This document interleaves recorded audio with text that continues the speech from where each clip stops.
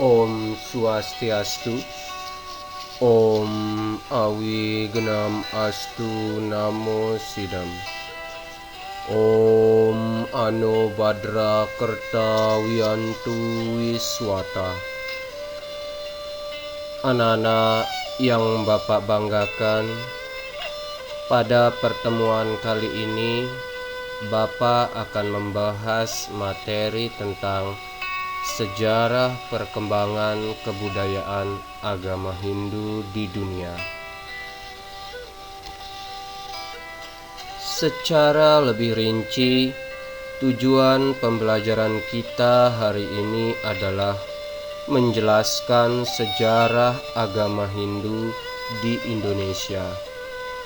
2. Menjelaskan teori-teori masuknya agama Hindu ke Indonesia, serta menunjukkan bukti-bukti monumental peninggalan prasejarah dan sejarah perkembangan agama Hindu di Indonesia.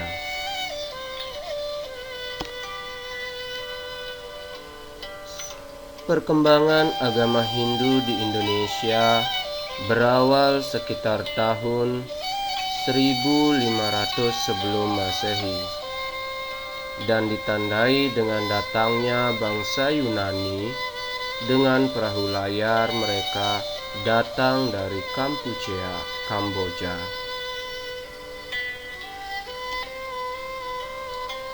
Dalam beberapa prasasti yang terdapat di Pulau Jawa dan lontar-lontar yang terdapat di Pulau Bali menjelaskan bahwa Maharsi Agastya yang menyebarkan agama Hindu dari India ke Indonesia. Menurut data peninggalan sejarah yang ada, dinyatakan bahwa Maharsi Agastya menyebarkan agama Hindu dari India ke Indonesia melalui Sungai Gangga, Yamuna, India Selatan, dan India Belakang, anak-anak. Karena begitu besar jasa-jasa beliau dalam penyebaran ajaran agama Hindu, maka nama Maharsi Agastya disucikan dalam prasasti Dinoyo. Prasasti Dinoyo sendiri diketemukan di Malang, Jawa Timur, yang ditulis berangkat tahun Saka 682 atau tahun 760 Masehi. Prasasti Dinoyo menjelaskan bahwa seorang raja yang bernama Gajayana membuatkan pura suci untuk Resi Agastya dengan maksud atau tujuan untuk memohon kekuatan suci dari Resi Agastya. Selanjutnya, dalam prasasti Porong ditemukan di Jawa Tengah berangkat tahun Saka 785 atau 863 Masehi, menyebutkan keagungan dan kemuliaan dari Maharsi Agastya. Mengingat kemuliaan Maharsi Agastya, maka beliau diberikan julukan Agastya Yatra yang artinya perjalanan suci Resi Agastya yang tidak mengenal kembali dalam pengabdiannya untuk Dharma, anak-anak. Oleh karena itu, beliau juga dijuluki Pitu Segara, artinya bapak dari lautan, karena beliau mengarungi lautan luas demi untuk Dharma, anak-anak.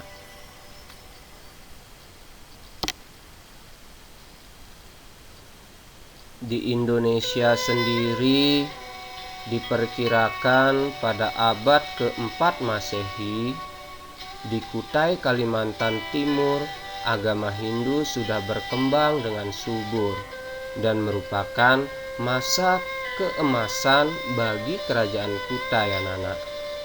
pada masa raja saat itu adalah Raja Mulawarman. Kerajaan Kutai merupakan kerajaan Hindu tertua di Indonesia yang berdiri sekitar 400 sampai 500 Masehi anak-anak. Di mana kerajaan ini terletak di Sungai Mahakam, Kalimantan Timur. Dan putra Kudungga Aswawarman kemungkinan raja pertama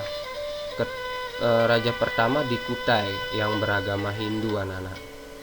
Ia juga diketahui sebagai pendiri dinasti, sehingga ia diberikan gelar Wangsakerta yang artinya pembentuk keluarga anak-anak. Selain itu, bukti perkembangan agama Hindu di Kutai Kalimantan Timur ialah ditemukannya bukti tulisan, yaitu 7 buah yupa. Yupa merupakan monumen yang terbuat dari batu berisi tulisan-tulisan mengenai Raja Mulawarman anak-anak. Yupa didirikan untuk memperingati dan melaksanakan niatnya dari Raja Mulawarman anak-anak, di mana pada keterangan yang lain juga menyatakan bahwa Raja Mulawarman melakukan niatnya pada suatu tempat suci untuk memuja Dewa Siwa. Tempat itu sendiri disebut dengan Waprakeswara anak-anak.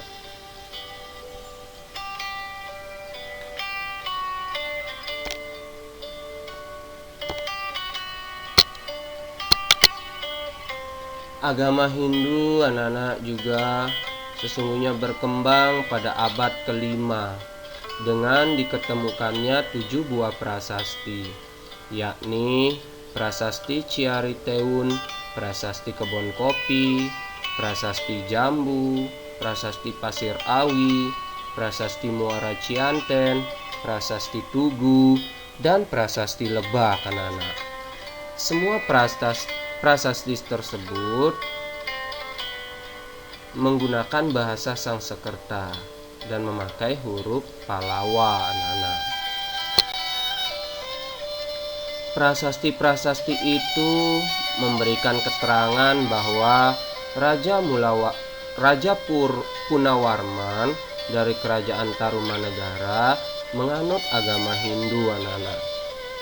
Beliau adalah raja yang gagah berani, yang dilukiskan dengan tapak kakinya yang disamakan dengan tapak kaki Dewa Wisnu anak-anak. Bukti lain yang ditemukan di Jawa Barat adalah perunggu di Cibuye yang menggunakan atribut Dewa Siwa, di mana diduga perunggu ini dibuat pada masa Kerajaan Tarumanegara anak-anak. Selanjutnya, agama Hindu juga berkembang pula di Jawa Tengah, yang dibuktikan dengan adanya prasasti Tukmas yang diketemukan sesungguhnya di lereng barat Gunung Merbabu anak-anak atau Merapi, tepatnya yaitu di Dusun Dakawu, Desa Lebak, Kecamatan Gerabag, Megalang di Jawa Tengah anak-anak. Magelang di Jawa Tengah. Nah, prasasti ini sesungguhnya menggunakan bahasa Sangsekerta dan memakai huruf Pallawa dan bertipe sesungguhnya lebih mudah dari prasasti Punawarman anak-anak. Di mana anak-anak sekalian prasasti ini sesungguhnya diperkirakan berasal dari tahun 650 Masehi. Dalam prasasti ini bertuliskan atribut Dewa Trimurti anak-anak. Isi prasasti juga menceritakan tentang mata air yang bersih dan jernih, sungai yang mengalir dari sumber air tersebut disamakan dengan Sungai Gangga di India anak-anak. Setelah di Jawa Tengah, agama Hindu juga akhirnya berkembang di Jawa Timur, anak-anak. Hal ini dapat dibuktikan dengan ditemukannya suatu prasasti yang disebut dengan prasasti Dinoyo, di mana prasasti ini ditemukan di dekat kota Malang, Jawa Timur, yang berangkat tahun Saka 682 atau tahun 760 Masehi, anak-anak. Prasasti ini menggunakan bahasa Sanskerta dan memakai huruf Jawa kuno, anak-anak. Isinya memuat tentang pelaksanaan upacara besar yang diadakan oleh Raja Sima, yang dilaksanakan oleh para ahli Weda, anak-anak. Para Brahmana besar, para pendeta, dan pendukung negeri, anak-anak. Dewa Sima ini sendiri adalah salah satu raja dari kerajaan Kanjuruan, anak-anak. Kemudian pada tahun 929 sampai 947 muncullah Empu Sendok dari dinasti Isana Wamsa dan bergelar Sri Isana Tunggadewa, anak-anak, yang artinya sendiri adalah raja yang sangat dimuliakan dan sebagai pemuja dari Dewa Siwa, dengan pusat pemerintahannya di Watugaluh, anak-anak. Nah, setelah Empu Sendok meninggal, Empu Sendok akhirnya diganti oleh anaknya, yaitu Sri Isatungga Wijaya. Dan akhirnya Sri Isatungga Wijaya menikah dengan Lokepala yang melahirkan seorang putra yang bernama Makutawangsa Wardana, anak-anak, yang meneruskan tahta ibunya. Setelah Makutawangsa Wardana meninggal, maka digantikan oleh Dharma Wangsa kurang lebih dari tahun 990 sampai dengan 1016 Masehi, anak-anak. Demi meningkatkan kemakmuran rakyatnya, Dharma Wangsa menyerang kerajaan Sriwijaya di bagian selatan, yaitu Selat Sunda, agar menguasai perdagangan dan pertanian. Tetapi akhirnya kerajaan Sriwijaya pun bangkit, anak-anak, dan melaksanakan serangan balasan bersama kerajaan Worawirinya, yaitu kerajaan asal dari Jawa, anak-anak. Serangannya yang dilakukan oleh Warawiri sangatlah tepat ketika Dharma Wangsa sedang melangsungkan upacara pernikahan putrinya dengan Erlangga pada tahun 1016 Masehi. Dharma Wangsa beserta seluruh pembesar istana akhirnya mengalami perelaya, tetapi Erlangga berhasil meloloskan diri bersama para prajurit dan pendeta. Nah, selama 3 tahun dari tahun 1016 sampai 1019 Masehi, Erlangga digembleng lahir dan batin oleh para pendeta agar menjadi raja karena tuntunan dari rakyat dan pendeta, anak-anak. Nah, selanjutnya pada tahun 1019 Masehi, Erlangga dinobatkan menjadi raja dengan gelar Sri Maharaja Rakihalu Lokeswara, anak-anak. Erlangga Anantakwikramatunggadewa. Jadi nama beliau dari atau gelar beliau Raja Erlangga pada saat itu adalah Sri Maharaja Reka Halu Lokeswara Dharma Wangsa Erlangga Anantakwikramatunggadewa, anak-anak. Itu nama gelar yang diberikan. Nah, tugas Erlangga sendiri ialah menyatukan kembali daerah semasa Dharma Wangsa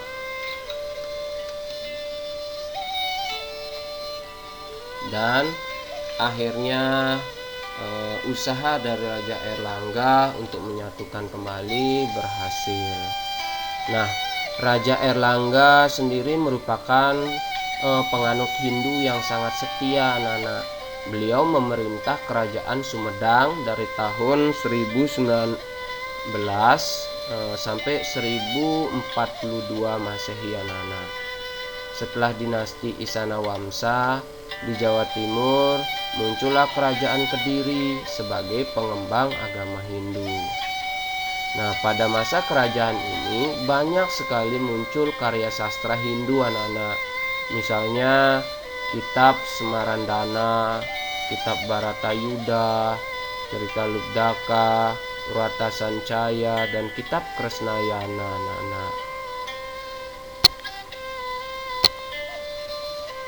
Kemudian muncullah kerajaan Singosari pada tahun 1222 sampai 1292, anak-anak. Nah, pada zaman kerajaan Singosari ini didirikan Candi Kidal, Candi Jago, dan Candi Singosari, anak-anak, sebagai bentuk peninggalan kehidupan pada zaman kerajaan Singosari. Pada abad ke-13 berakhirlah masa Singosari dan muncullah kerajaan Majapahit, anak-anak, di Jawa Timur. Majapahit sebagai kerajaan besar, anak-anak, yang meliputi seluruh Nusantara. Masa keemasan Majapahit merupakan masa gemilang sesungguhnya, masa gemilang kehidupan dan perkembangan agama Hindu pada saat itu. Nah, hal ini dibuktikan dengan berdirinya Candi Penataran, anak-anak, yaitu bangunan suci Hindu terbesar di Jawa Timur. Di samping juga muncul kitab Negara Kertagama, anak-anak. Nah, seperti yang ada di gambar ini, salah satu kitab dari Negara Kertagama muncul pada masa kerajaan Majapahit.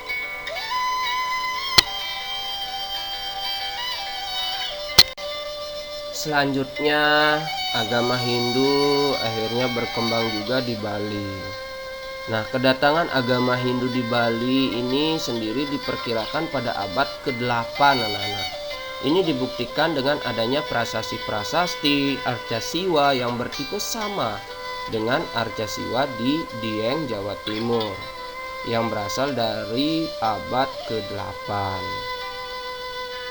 Nah, menurut uraian anak-anak, uraian lontar-lontar di Bali, bahwa Empu Kuturan menyatukan sekte-sekte di Bali dengan menyatukan konsep pemahaman pemujaan melalui Kayangan Tige, Sat Kayangan, Sanggah Kemulan, sebagaimana termuat dalam Usana Dewa, anak-anak. Pada masa dalam Watu Renggong, kehidupan agama Hindu mencapai zaman keemasannya dengan datangnya Danghyang Nirarte ke Bali pada abad ke-16, anak-anak. Jasa Danghyang Nirarte ini sangatlah besar, khususnya di bidang sastra, agama, arsitektur. Demikian pula di bidang bangunan tempat suci seperti Pura Rambut Siwi, Peti Tenget, Dalem Gandemayu di daerah Kelungkung. Perkembangan selanjutnya setelah runtuhnya kerajaan-kerajaan di Bali, pembinaan kehidupan keagamaan sempat mengalami kemunduran, namun mulai lagi bangkit tahun 1921, anak-anak. Di mana di sini muncullah suatu usaha pembinaan dengan adanya Swita Gama Tirta di Singaraja, anak-anak. Terus seadanya Sara Pustaka tahun 1923 di Ubud Gianyar. Ada juga muncul Surya Kanta tahun 1925 di Singaraja. Selanjutnya muncul Perhimpunan Tejatur Wangsa Durga Gama Hindu Bali pada tahun 1926 di Kelungkung. Paruman Para Pandita tahun 1949 di Singaraja muncul. Terus selanjutnya muncul juga Majelis Hinduisme tahun 1950 di Kelungkung. Wiwade Sastra Sabe tahun 1950 di Denpasar, anak-anak. Dan pada tanggal 23 Februari 1959 terbentuklah Majelis Agama Hindu, anak-anak. Kemudian pada tanggal 17 sampai 23 November 1961 umat Hindu berhasil menyelenggarakan Dharma Asrama para Sulingge di Campuan Ubud yang menghasilkan piagam Campuan yang merupakan titik awal dan landasan pembinaan umat Hindu, anak-anak. Dan selanjutnya pada tahun 1964, yaitu pada tanggal 7 sampai dengan 10 Oktober 1964, diadakanlah Mahasabha Hindu Bali yang selanjutnya sekarang menjadi Parisade Hindu Dharma Indonesia, anak-anak. Perkembangan selanjutnya menuju NTB yang tidak terlepas dari jasa Dang Hyang Dwijendra dan jasa dari Raja Anak Agung Karangasem. Selanjutnya berkembanglah ke NTB, Sulawesi, sampai ke Irian Jaya atau Papua, anak-anak. Di mana perkembangan agama Hindu di daerah tersebut tidak terlepas dari adanya masyarakat yang transmigrasi ke daerah tersebut, anak-anak. Nah, jadi perkembangan agama Hindu ini sudah menyebar sesungguhnya ke seluruh Indonesia. Dari pemaparan tentang sejarah agama Hindu di Indonesia, sesungguhnya anak-anak ada 5 teori yang mengungkapkan tentang masuknya agama Hindu ke Indonesia, yaitu yang pertama teori Brahmana, yang kedua teori Kesatria, ketiga teori Waisya, keempat teori Sudra, dan yang kelima yaitu teori arus balik, anak-anak.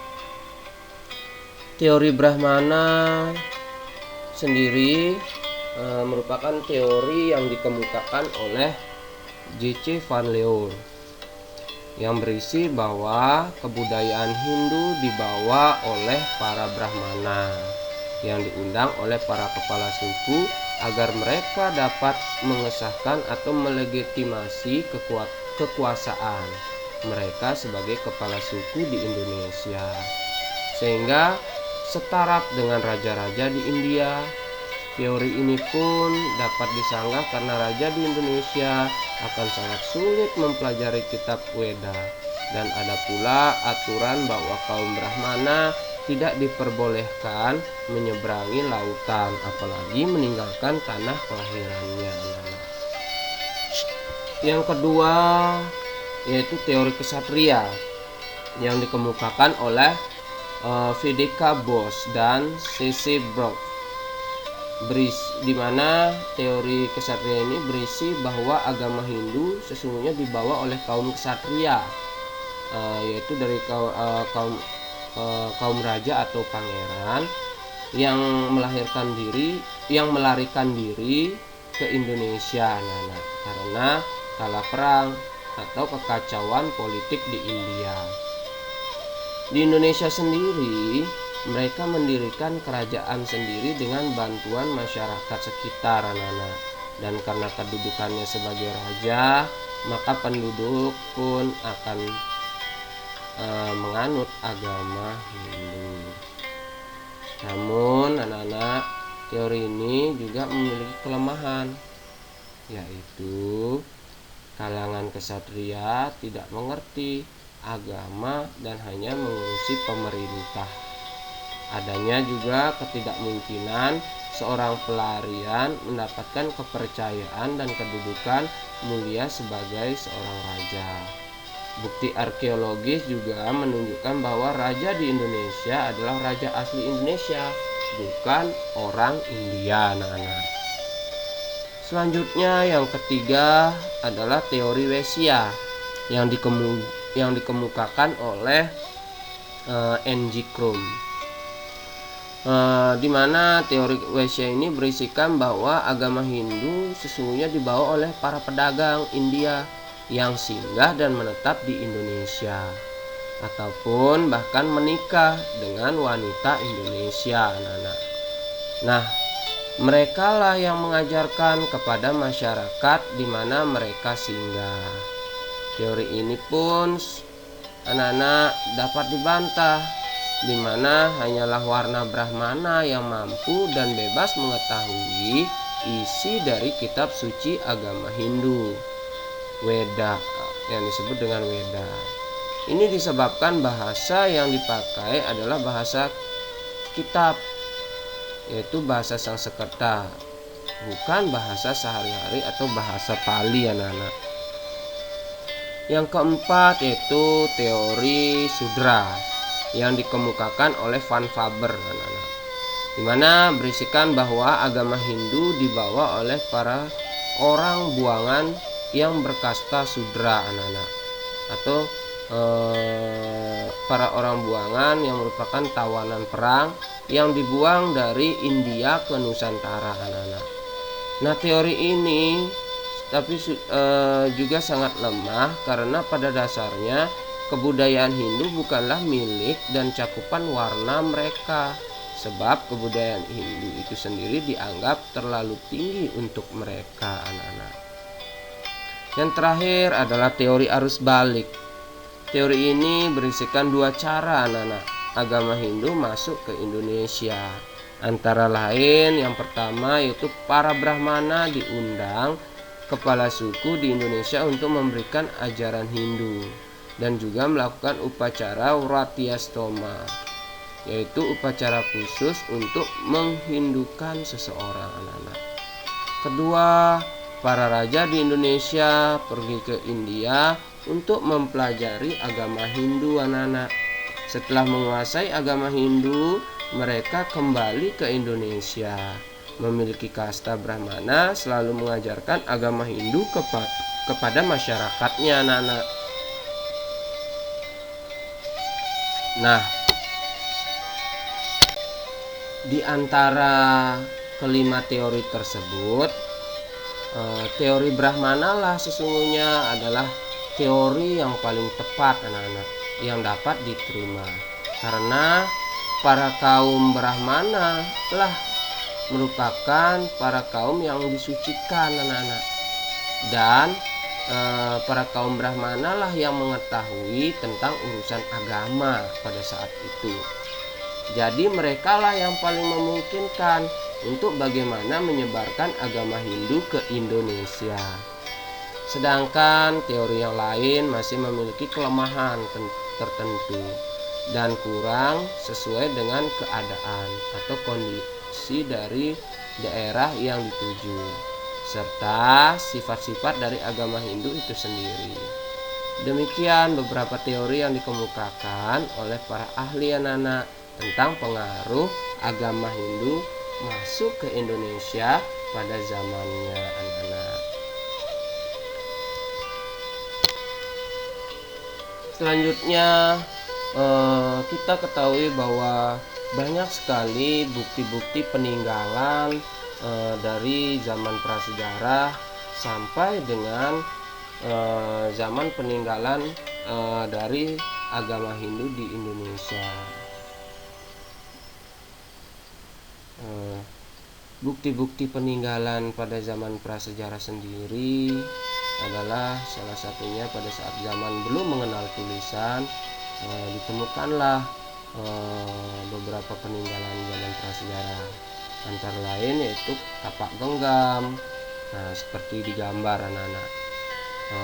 Ada juga ditemukan berupa alat serpih seperti yang ada di gambar.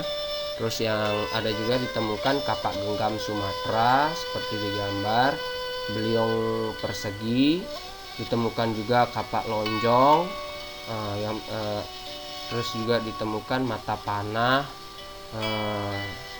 Begitu juga ditemukan pada zaman megalitik, yaitu berupa bangunan megalitik, anak-anak, yang terbuat dari batu-batu besar.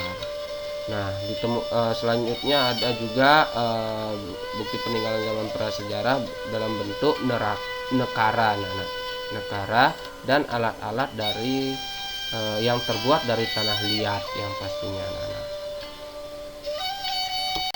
Sedangkan bukti-bukti peninggalan sejarah agama Hindu di Indonesia tidak dapat dilepaskan dari sesungguhnya jasa Maharsi Agastya, yang menyebarkan agama Hindu dari India ke Indonesia.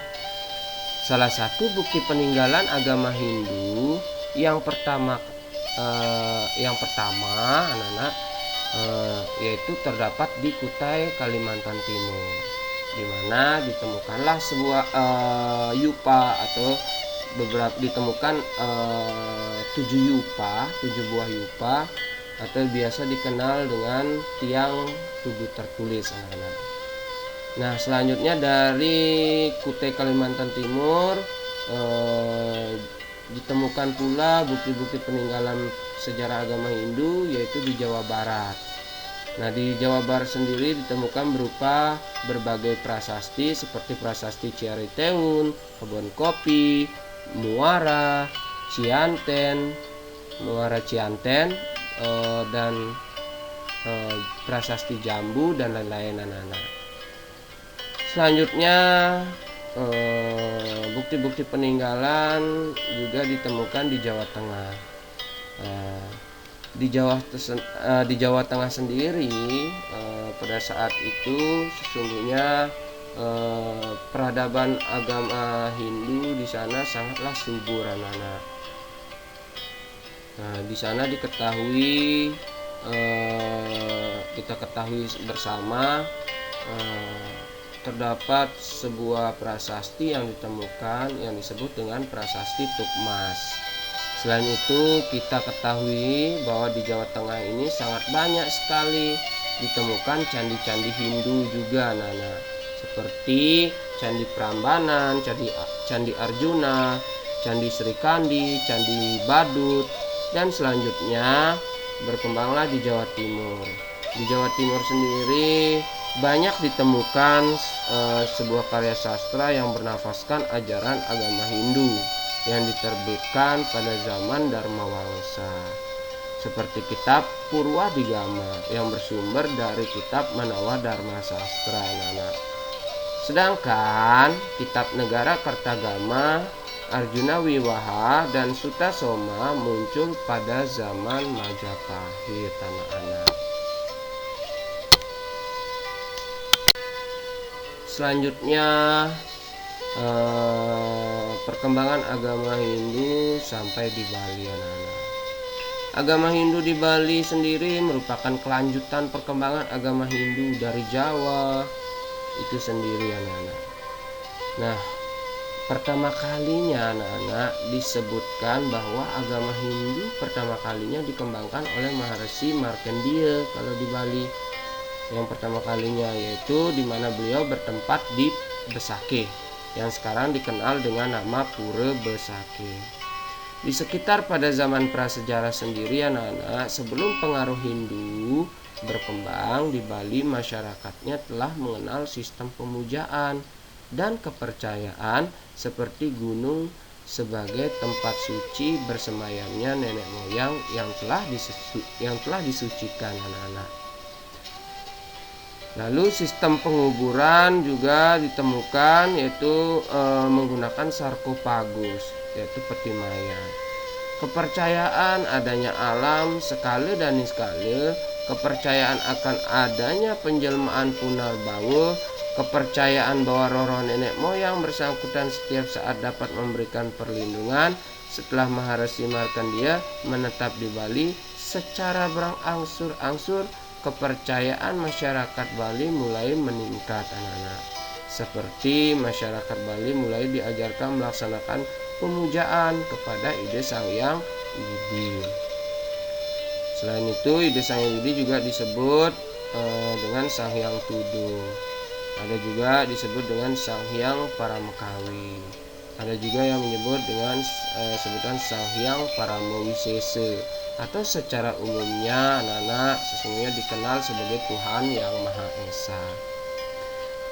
Pada saat itu pula dikenalnya tentang daerah Bali, anak-anak.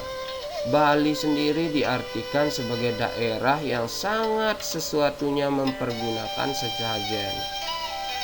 Jadi segala sesuatu dalam kehidupannya itu menggunakan sesajen atau sarana atau bebalian, anak-anak. Di masyarakat Bali yang terjadi pengiringannya dan mendiami daerah pegunungan disebut juga sebagai orang-orang Bali Age atau Bali Mulu, anak-anak. Kemudian Pura Besakih dibangun dan disucikan sebagai tempat memuja Sang Hyang Widi, anak-anak.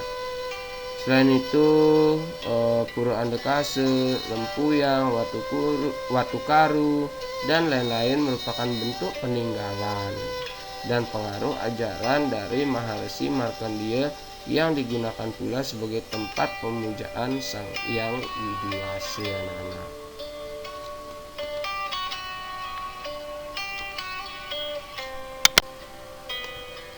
Setelah Maharesi Markandeya mencapai moksa,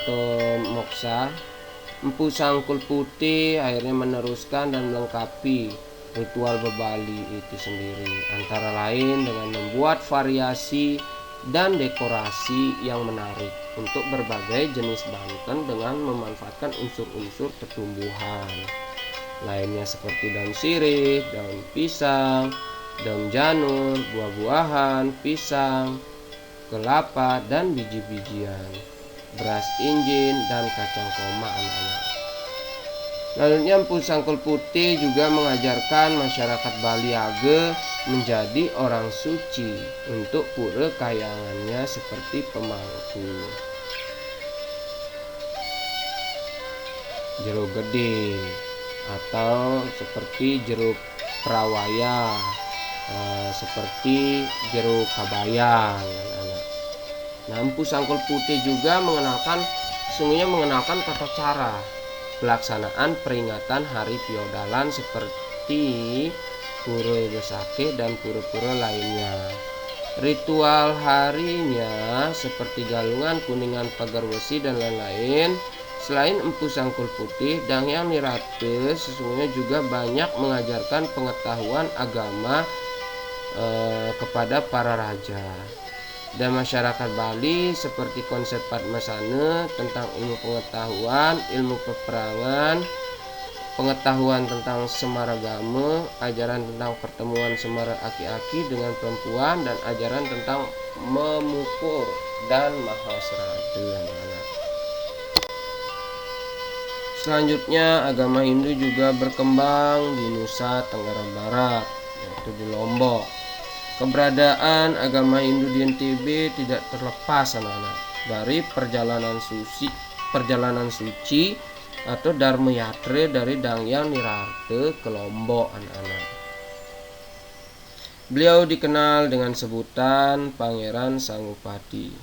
Banyak peninggalan pura-pura dan sastra Hindu yang dapat dipergunakan sebagai referensi seperti Pura Suranadi, Pura Kaprosan, Pura Baleku, Pura Batu Bolong, Pura Gunung Sari, Pura Batu Belek, dan lain-lain. Keberadaan agama Hindu di NTB juga tidak terlepas, anak-anak, dari peserta atau kekuasaan raja-raja Karangasem pada masa itu, anak-anak. Salah satu peninggalannya dari Raja Karangasem adalah Pura Meru, Pura Mayura, dan Pura Narmada, anak-anak. Selanjutnya agama Hindu berkembang pula di Nusa Tenggara Timur, anak-anak. Nah, keberadaan agama Hindu di NTT sendiri dapat dibuktikan dengan transmigrasi masyarakat Hindu ke Nusantara. Nah, di mana tujuannya masyarakat NTT sampai saat ini mengenal sebutan Tuan Semeru yang merupakan sebutan dari Dang Hyang Nirate, anak-anak. Selanjutnya agama Hindu berkembang di Sulawesi, anak-anak. Perkembangan agama Hindu diprediksi sudah ada sejak abad ke-3 Masehi. Dibuktikan dengan ditemukannya patung Buddha yang terdapat di daerah Goa, yang diperkirakan pembuatannya sesungguhnya sejaman dengan patung Buddha yang ada di India, anak-anak. Perkembangan agama Hindu di Sulawesi tumbuh subur, anak-anak. Dikarenakan juga adanya transmigrasi masyarakat yang berasal dari Bali dan sekitarnya. Dan terakhir di Papua, anak-anak. Perkembangan agama Hindu berkembang di Papua atau di Irian Barat.